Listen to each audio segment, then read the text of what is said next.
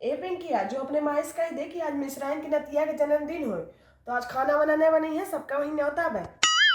अरे अम्मा जी, न्योतवा तो एक जनी खोई ना, बाकी सबका खाना तो बना ही पड़ी ना। oh, no! तो हम एकदम कह दानी खाना ना ही बनी तो ना ही बनी, सबके जाए वही खाना खाए।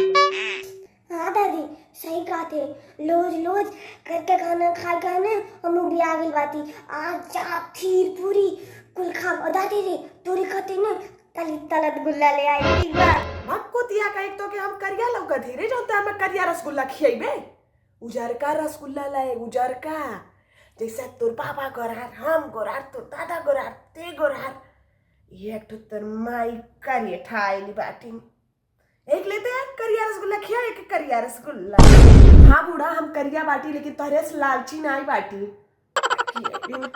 कब उजरका रसगुल्ला आएगा तोरे नैहरे से? Oh no! जब आई लोग तब ना जानते उजरका रसगुल्ला खाल। मैंने कहाँ से मिला था तब हूँ मैं लालची बाटी, लालची बाटी। भागा से। जो रे झिल्ली लेके जाए और भर के खाना लेके आए। ठीक बा दादी, देख हाई वाला झिल्ली ठीक बने दादी, यही मैंने भलते ले आई। आ तो वही आपकी बात दे तू।